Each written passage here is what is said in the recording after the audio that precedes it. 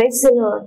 నీకోసం వేసే మాట అని దేవుని వాగ్దానాన్ని వింటున్న ప్రియ దేవుని బిడ్డలందరికీ హృదయపూర్వకమైన వందనాలు తెలియజేస్తూ ఉన్నాను. దేవుని మిమ్మల్ని మీ కుటుంబాన్ని దీవించును గాక.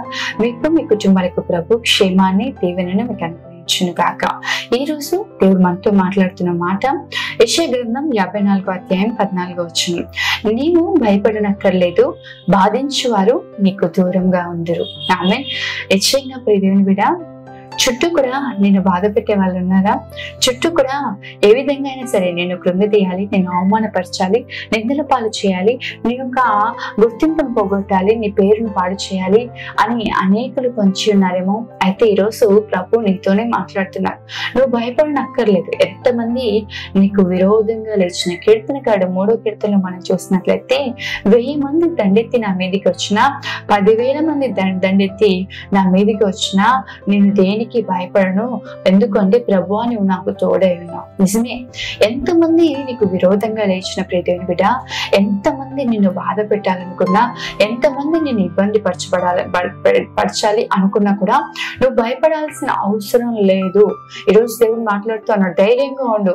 నీ శత్రువుల ఎదుట నీకు ఘనతను కలుగ చేసే దేవుడు, నీ శత్రువుల ఎదుట నిన్ను హెచ్చించే దేవుడు, నీ శత్రువులు ఎదుట ప్రభు నిన్ను నిలబెట్టే దేవుడు. ఈరోజు దేవుడు నీతోనే మాట్లాడుతున్నాను. భయపడకు, ఏ విషయంలో కూడా భయపడకు, ధైర్యంగా ఉండు.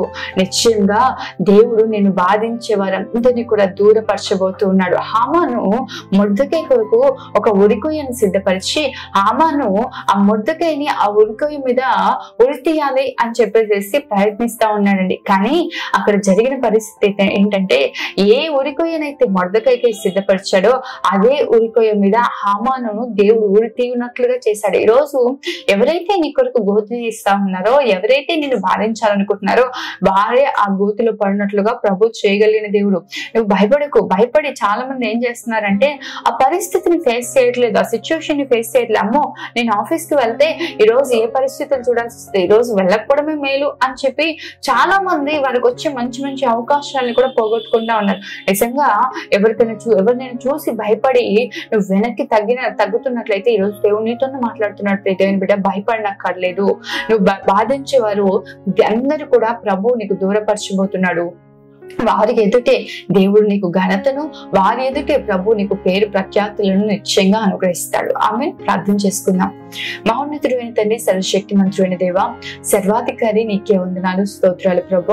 ఈ ఉదయం మీరు మాతో మాట్లాడిన ప్రతి మాటని బట్టి వందనాలు. నిజమే, ఈ రోజున ఎక్కడ చూసినా బాధించేవారు ఎక్కువ ప్రభు. కుటుంబంలో, సమాజంలో, ఉద్యోగ స్థలాల్లో, పనిచేస్తున్న స్థలాల్లో అనేకులు నీ బిడ్డల్ని ఎలా అయినా బాధ పెట్టాలనుకుని ప్రవర్తిస్తా ఉన్నారేమో.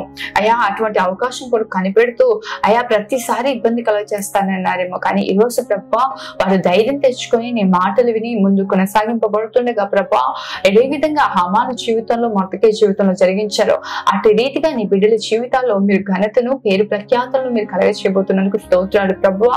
అయ్యా ఎవరైతే వారి కొరకు కీడును ఉద్దేశించారో వారి జీవితాల్లో మీరే అయా కీడు చేయిస్తే ప్రభా వా కీడులో వారే చిక్కింపబడినట్లుగా మీరు చేయబోతున్నందుకు స్తోత్రాలు. దీవించండి అయా. నిశ్చయంగా ఎవరైతే కీడు చేయాలని ఆలోచన కలిగిందని వారిని కూడా జ్ఞాపకం చేసుకొని నీ భయంను కలిగచేసి వారిని కూడా కృపలో అయా వర్ధిల్లింప చేయమని, క్షేమాన్ని కలిగించమని ప్రార్థిస్తున్నాం తండ్రి. బిడ్డల్ని దీవించండి, వారి కుటుంబాన్ని దీవించండి, వారికి కలిగిన సమస్తాన్ని దీవించండి, వారికి వారి చుట్టూ వారి కుటుంబాలకు నీ అగ్ని కంచె వేసి కాపుదల దయచేయమని యేసు నామములో అడుగుతున్నాను తండ్రి. ఆమె. దేవుడు మిమ్మల్ని, మీ కుటుంబాన్ని దీవించి మీకు, మీ కుటుంబాలకు దేవుడు అధికమైన క్షేమాన్ని అనుగ్రహించును కాక. ఆమె. God bless you.